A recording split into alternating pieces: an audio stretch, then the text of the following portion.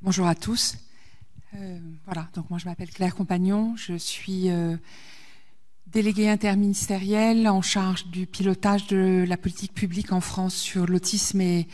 plus globalement les troubles du neurodéveloppement. Je fais ça depuis avril 2018, voilà, donc bientôt 5 ans. Et nous sommes aujourd'hui à l'aube de la nouvelle politique publique qui sera, je l'espère, publiée avant l'été, en tous les cas d'ici le mois de juin. Monsieur le Président, cher Vincent Marron, Mesdames et Messieurs, je les cherche, mais je ne sais pas où ils se sont installés, les représentants de l'Association pour le Rhône et l'Isère, Monsieur le responsable de l'Agence régionale de santé, chère Sandrine Saunier, Mesdames et Messieurs, chères familles, je suis tout à fait ravie d'être ici, de vous voir aussi nombreux. Je crois que c'est une grande satisfaction évidemment pour votre association et son président, mais aussi pour la déléguée que je suis de voir la mobilisation autour de ces questions si essentielles. Vous le savez, la dyspraxie a été définie, notamment et principalement par le docteur Michel Mazo, comme un ensemble d'anomalies de constitution des gestes et de l'organisation visio-spatiale. Alors souvent on dit que l'enfant dyspraxique est un enfant maladroit, que ses gestes ne s'organisent pas fonctionnellement en fonction de ses intentions, que ses yeux et ses mains, ce qu'il perçoit et ce qu'il fait semblent désaccordés, qu'il ne parvient pas à automatiser certaines séquences motrices, des gestes plus ou moins complexes. Et tout ça n'est rien, si je puis dire, à côté de ce que cela suppose comme effort intense et épuisant pour réaliser ce que les autres enfants du même âge effectuent de façon tout à fait automatique, libérant ainsi leur attention, leur pensée active sur d'autres tâches. D'un point de vue scientifique, toujours, ce trouble figure sous le nom suivant de trouble développemental de la coordination dans la classification internationale de l'Organisation mondiale de la santé, dans ce qu'on appelle la CIM,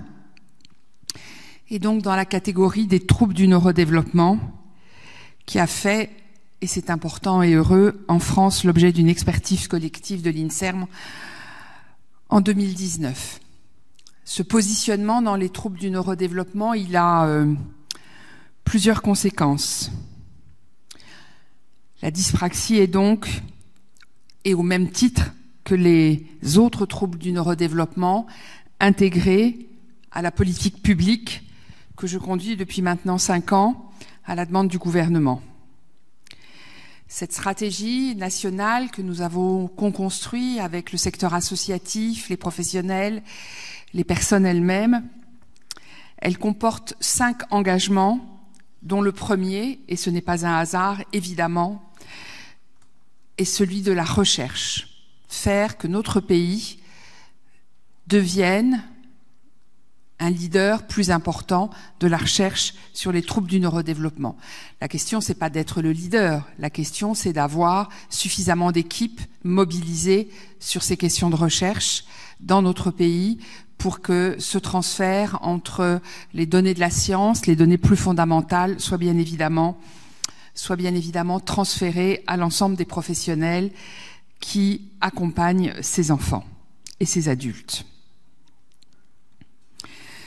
Dans le domaine de la recherche fondamentale, les travaux en cours mobilisent un grand nombre de laboratoires français et étrangers, qui s'attachent à mieux connaître l'étiologie de ces troubles.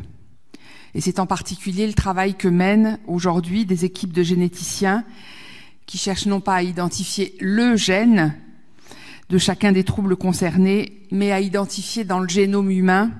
les facteurs héréditaires qui peuvent prédisposer un enfant à naître avec un risque de vulnérabilité développementale qui, nous le savons, peut prendre des formes plus ou moins variées ou complexes.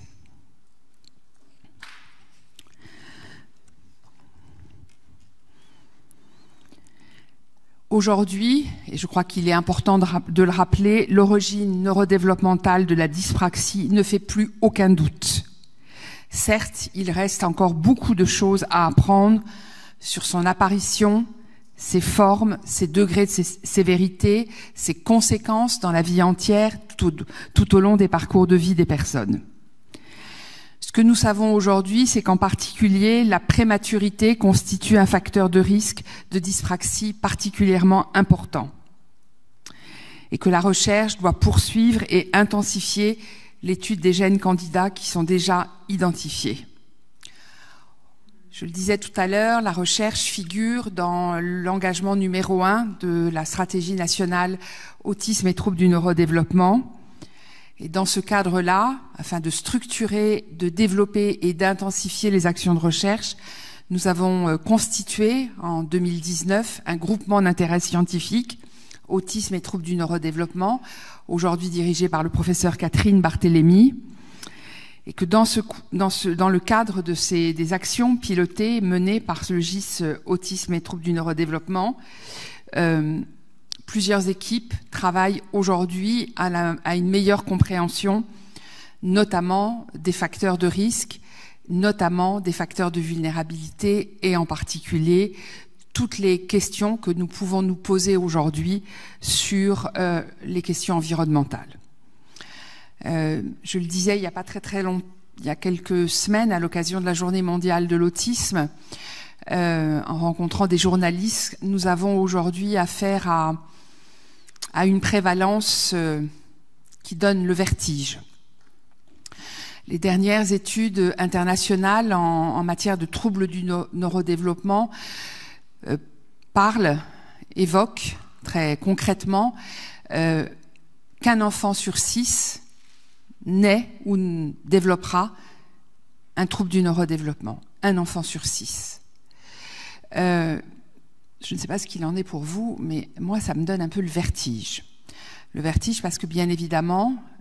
cela va supposer de mettre en place des politiques publiques qui soient à même de repérer, de diagnostiquer et d'intervenir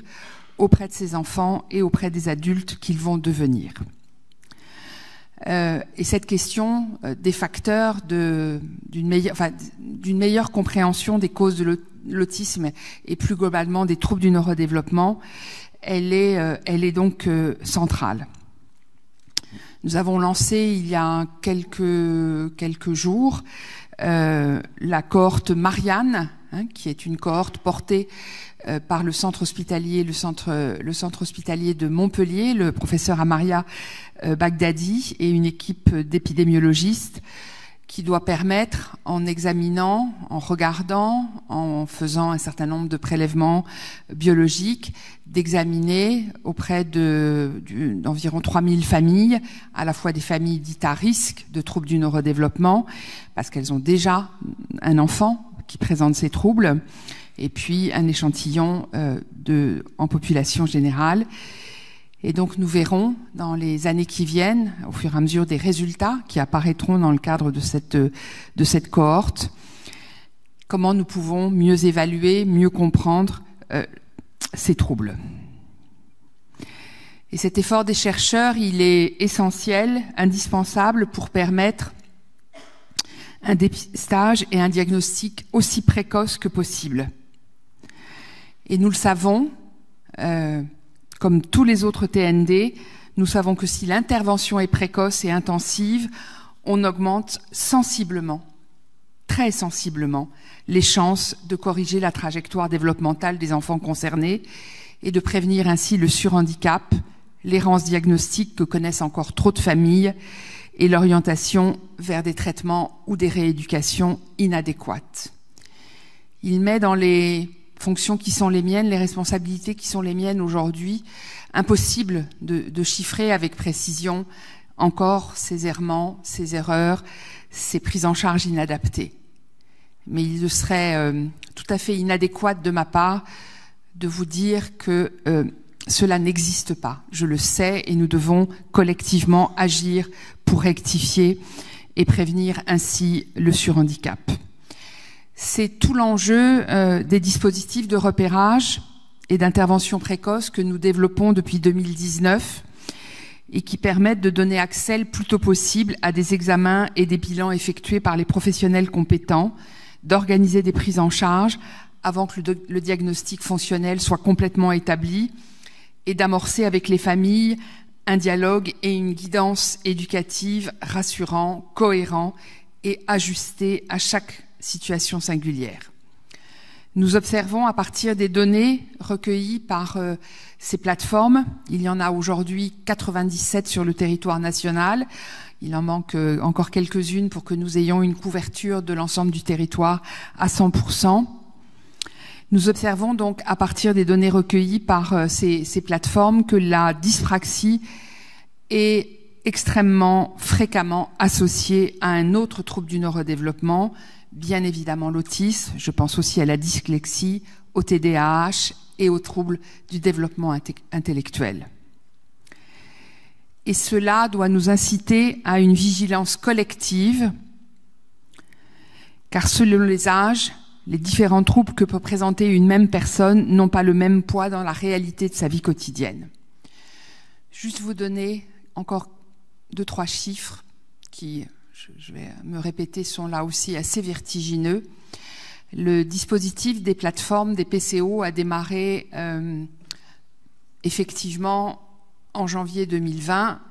et vous serez d'accord avec moi que ce n'était pas exactement la même date, 2 mois avant le début du confinement, pour démarrer un nouveau dispositif, mais bon, les choses étaient ainsi, et nous avons pu les mettre en place, et merci aux ARS, et à l'ARS de cette région en particulier, pour avoir maintenu son effort et installé ces plateformes. Là où ça donne le vertige, c'est avec 2 chiffres. Au 1er janvier 2023, donc ces plateformes ont démarré en janvier 2020, au 1er janvier 2023, donc il y a quelques semaines, nous avons identifié 41 000 enfants qui ont donc été adressés à ces plateformes. 41 000 enfants entre janvier 2020 et 1er janvier 2023, enfin en 2 ans, donc 31 décembre 2022. Et ce qui est le plus impressionnant, ce chiffre-là est déjà impressionnant, même si nous savons que nous ne sommes pas encore à la prévalence, c'est que ce nombre d'enfants qui sont adressés par les médecins généralistes et les pédiatres, les services de PMI, la santé scolaire aux plateformes, ce nombre d'enfants augmente de 5 000 enfants supplémentaires tous les trimestres depuis le début de l'année 2022. Donc chaque trimestre, dans notre pays, 5 000 enfants supplémentaires sont donc adressés vers ces plateformes. S'il y avait un élément qui nous permettait de savoir que ce dispositif était nécessaire, c'est bien ces chiffres-là. Mais là aussi, évidemment, cela nous incite à une vigilance collective et à une action de la part des pouvoirs publics qui doit être très forte pour poursuivre et étayer ces dispositifs de plateforme, bien évidemment, les poursuivre au-delà de l'âge de 7 ans, tel qu'il a été initié dans la première phase de la stratégie. Et donc nous commençons à ouvrir les plateformes qui vont concerner les enfants entre 7 et 12 ans. Mais bien évidemment, la question qui se pose centralement, et notamment pour les professionnels, et j'imagine qu'il y en a aujourd'hui dans l'Assemblée, c'est bien évidemment la question des accompagnements de tous ces enfants qui sont aujourd'hui, et c'est une bonne nouvelle, qui sont aujourd'hui intégrés dans un processus de soins et d'accompagnement. Je le disais à l'instant, ce dont on s'aperçoit dans les données d'activité de ces plateformes, c'est qu'il y a souvent des comorbidités associées, des troubles associés, et en particulier pour la dyspraxie. Et donc, il faut être vigilant parce que si un diagnostic peut en cacher un autre, il est capital de ne pas s'arrêter au premier diagnostic posé, mais d'organiser un suivi suffisamment serré, suffisamment individualisé de chaque enfant pour déceler à telle ou telle étape de son évolution les signes d'un ou plusieurs autres troubles neurodéveloppementaux. Et dans ce cadre, il nous appartient, évidemment, pour les pouvoirs publics, de proposer, dans le cadre de ces mesures de repérage et d'intervention précoce, de repérer de proposer des dispositifs de formation à la fois vis-à-vis des professionnels, que ce soit les professionnels de première ligne, je pense aux médecins généralistes, je pense aux pédiatres, je pense à tous les professionnels de la petite enfance, mais aussi vis-à-vis des parents pour leur donner les clés de compréhension de ces troubles et du fonctionnement de leur enfant. Cela doit également nous inciter à rester prudents, cliniciens, rééducateurs et pédagogues, car selon l'âge, selon le contexte, le diagnostic premier, et parfois réputé comme le diagnostic principal, peut passer au second plan. Certains enfants autistes, par exemple, nous le savons, se trouvent plus pénalisés à l'école notamment par leurs troubles du langage ou leurs troubles de la coordination que par, entre guillemets, leur autisme, dont ils peuvent parvenir à compenser certaines conséquences. Et je pense que c'est l'avantage. Souvent, les associations que je rencontre me disent qu'il conviendrait d'avoir un plan de santé publique spécifique sur l'autisme ou sur la dyspraxie ou sur le TDAH ou sur tout autre trouble neurodéveloppemental. Il me semble qu'avec l'approche que nous avons initiée, mise en œuvre depuis maintenant 2018, cette approche globale de l'ensemble des troubles du neurodéveloppement montre son intérêt à la fois sur les questions de recherche, sur les questions, je viens d'en parler longuement, de repérage et de diagnostic, mais aussi dans l'accompagnement que nous devons à ces enfants. Cela aussi permet de dire qu'il n'y a pas de troubles majeurs, de troubles mineurs ou associés. Il y a des tableaux de difficultés auxquels il convient d'apporter les réponses dont l'importance et la hiérarchie se justifient par les faits handicapants qu'elles peuvent avoir sur la vie quotidienne de l'enfant, de l'adolescent ou de l'adulte et de son entourage. Il n'y a pas de troubles mineurs, il y a des troubles différents qui nécessitent à la fois des approches collectives et des approches spécifiques dans l'accompagnement qu'on apporte à la personne.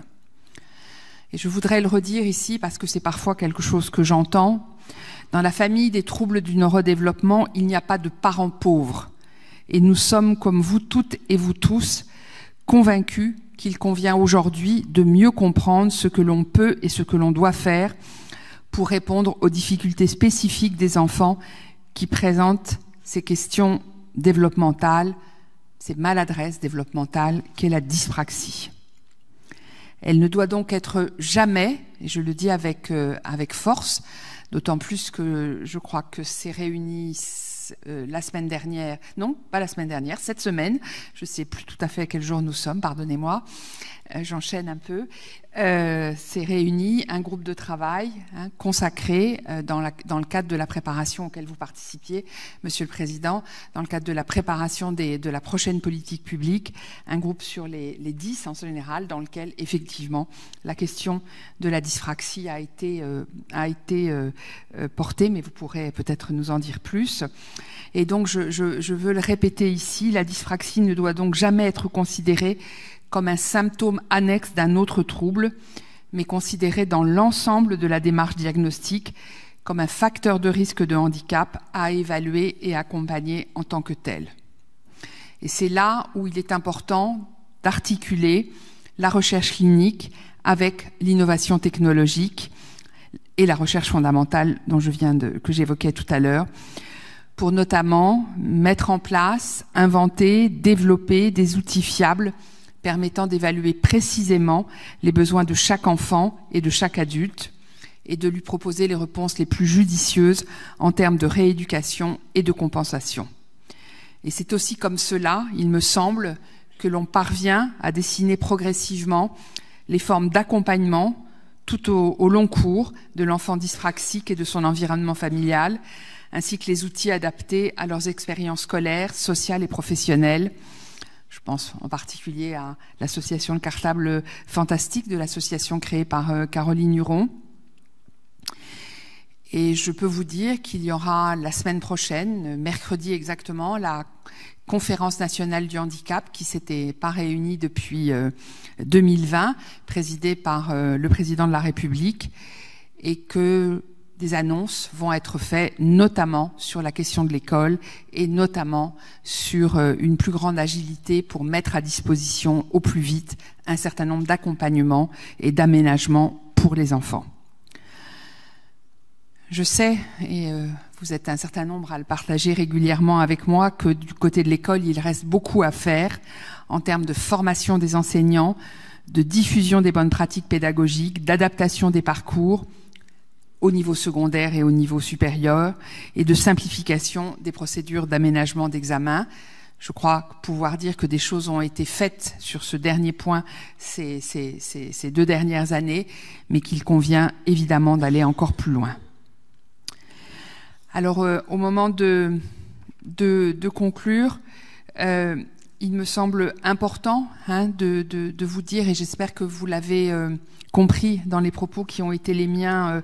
à l'instant, l'importance que j'attache à la fois à cette vision neurodéveloppementale de l'enfant et de prise en compte de l'ensemble des difficultés et des troubles qui peuvent survenir, mais aussi, bien évidemment, de l'importance d'adapter, d'individualiser les accompagnements nécessaires à ces enfants et ces adultes en fonction des spécificités de leur profil développemental. Nous le savons, je l'ai dit, les manifestations peuvent être très hétérogènes et nous devons prendre en compte toute cette diversité. Je vais vous souhaiter de très bons travaux aujourd'hui, cet après-midi. Je vais me permettre, si vous en êtes d'accord, de rester un peu pour poursuivre ces éléments-là. Et je voulais, au moment de terminer, vous assurer que dans le cadre de la politique publique que je pilote depuis 2018 et qui va se trouver prolongée par la nouvelle stratégie 2023-2027, la dyspraxie n'est pas oubliée et ne le sera pas. Elle doit faire l'objet d'une attention spécifique et nous y veillerons, avec vous bien évidemment, les associations, les familles et les personnes elles-mêmes. Je vous remercie de votre attention.